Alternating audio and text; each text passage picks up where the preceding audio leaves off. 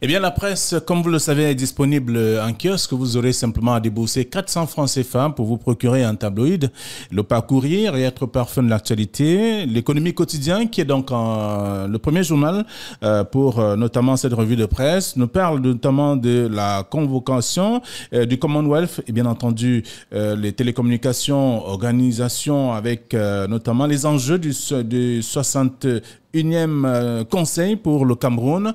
Le journal propose quelques indices ce matin, des informations que je vous invite à lire, parlant notamment de pays qui abritent notamment l'événement qui se tiendra du 16 au 20 octobre 2023 à Yaoundé. C'est le Cameroun qui va donc abriter cet événement.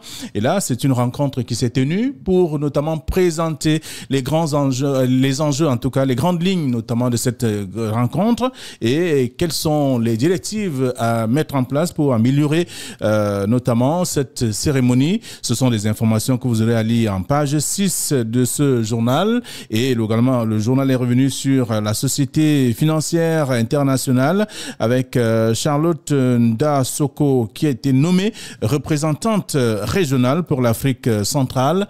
Des informations à découvrir en page 7 du journal ce matin. C'est le quotidien de l'économie. Et toujours dans la presse, il y a Émergence qui s'intéresse aussi à l'actualité. Parlant déjà de la présidentielle 2025.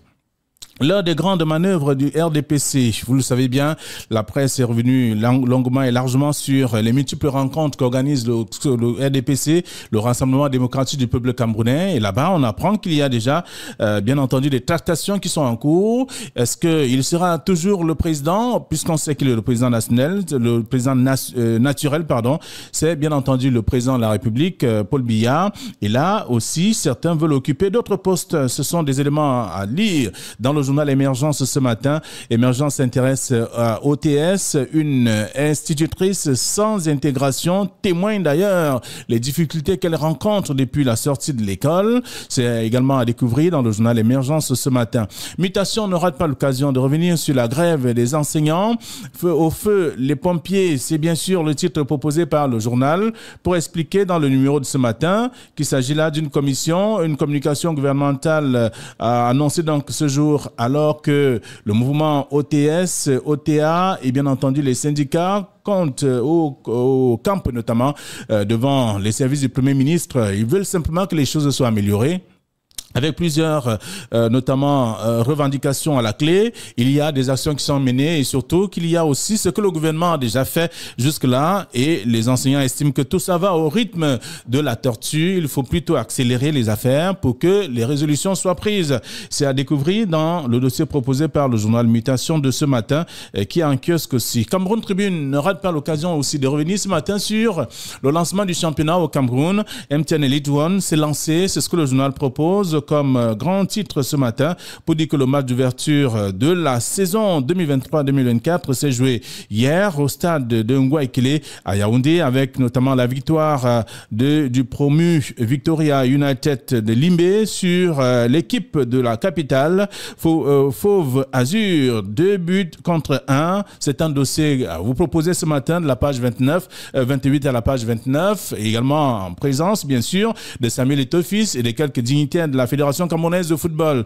C'est à lire dans le journal en kiosque ce matin. C'est l'un des grands sujets que je vous invite à découvrir. Il y a d'autres sujets également à lire dans le numéro Cameroun Tribune de ce matin. Toujours dans la presse, le quotidien de ce jour parle donc des limites de la réinsertion des ex-combattants de Boko Haram et comment le faire et comment comprendre de tout cela. Le journal précise qu'ils sont donc des milliers regroupés dans des camps ou encore des champs des repentis de la secte islamiste Boko Haram.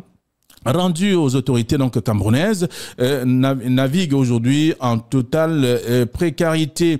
Ils veulent simplement que les choses soient améliorées et qu'ils retrouvent notamment la vie telle qu'ils ont toujours souhaité. C'est le journal qui propose le dossier ce matin de la page 2 à la page 3. Je vous invite à lire tout cela.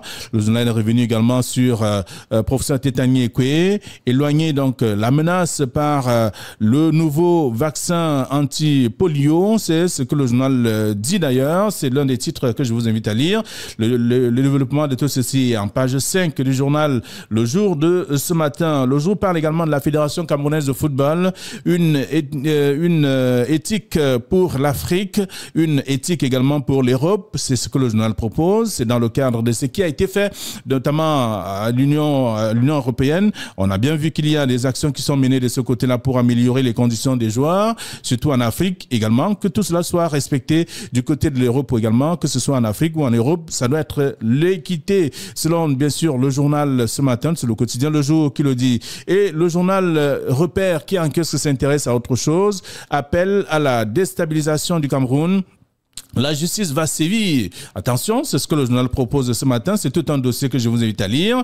Il s'agit là de l'analyse spacieuse, notamment spéculation également et fantaisiste conjoncture, donnant donc lieu à des extrapolations hâtives et parallèles sur ce qui est dit depuis quelque temps au Cameroun, le vivre ensemble en dérive. C'est une question également que se pose le journal. Tout cela est révélé dans le dossier proposé par le numéro de ce matin, Repère, qui est en kiosque et qui s'intéresse aussi à la politique avec notamment la surveillance. Ça, on parle de la politique budgétaire également qui est lancée avec une politique budgétaire passée au scanner par la CEMAC. C'est à découvrir dans le dossier proposé par le journal Repère en kiosque ce matin. Le financier d'Afrique est également disponible. Vous aurez l'occasion de parler, de lire aussi de la surveillance multilatérale. La CEMAC évalue notamment les réformes économiques du Cameroun. C'est un autre article à lire dans le journal ce matin. On parle également des 5 pistes de la BAD pour intégrer l'Afrique dans la finance mondiale. C'est à découvrir aussi dans le même journal. Le financier d'Afrique, l'autre journal disponible en kiosque, c'est Éco-Santé. Éco-Santé s'intéresse à l'actualité, parlant notamment de l'éradication du paludisme. Et là, on parle de l'urgence d'un changement de comportement qui s'impose. Chacun devrait avoir un comportement sain pour l'éviter. Sous le programme national de lutte contre le paludisme en 2022, 3 327 381 cas de paludisme ont été donc rapportés, notamment par les formations sanitaires du pays, soit 29,6% de toutes les consultations. C'est un véritable problème. Ça, à partir de ces chiffres, on comprend bien. Donc, une preuve que la lutte contre ce tueur silencieux fait donc encore face à de nombreux obstacles, dont l'usage galvaudé, les moustiquaires imprégnés, donc, et aussi on parle donc de ce non-respect des méthodes préventives et même curatives. Voilà le dossier proposé par le journal Éco-Santé ce matin, et vous aurez à découvrir tout cela en page 3. Le journal parle également de la formation en surveillance épidémiologique avec les personnels de l'État qui reçoivent donc leur certificat. À lire également dans le même journal. Vous aurez donc à découvrir toutes les autres actualités de ce journal si vous faites un tour en kiosque ce matin. La Nouvelle Expression parle de crise anglophone. Un prêtre et des enseignants assassinés. C'est le grand titre proposé par le journal, tout en expliquant simplement que les hommes armés identifiés par des témoins comme notamment des combattants séparatistes ont attaqué le 26 septembre dernier la ville Kembong, donc dans cette partie du Cameroun, c'est dans le département de la Magno, région du sud-ouest. Le journal nous révèle tout cela dans l'article proposé par le numéro de ce matin en page 2 précisément. Et là, on s'intéresse aussi à autre fait d'actualité. Il y a 62 ans, le premier maire de Bafang, en tout cas c'est à lire aussi dans le même journal, la page 8 à la page 10 de ce numéro en kiosque ce matin. Au Niger, l'ambassadeur de France s'en va enfin, et donc on peut le lire, Emmanuel Macron, comme par capitulation, a donc décidé que son ambassadeur quittera le Cameroun, le Niger dans 3 mois, ainsi que les forces de défense donc françaises aussi qui sont basées au Niger. Tout cela c'est dans 3 mois, selon notamment le journal qui est revenu sur le sujet ce matin. Voilà ce que la presse nous propose, celle que nous avons reçue à notre rédaction.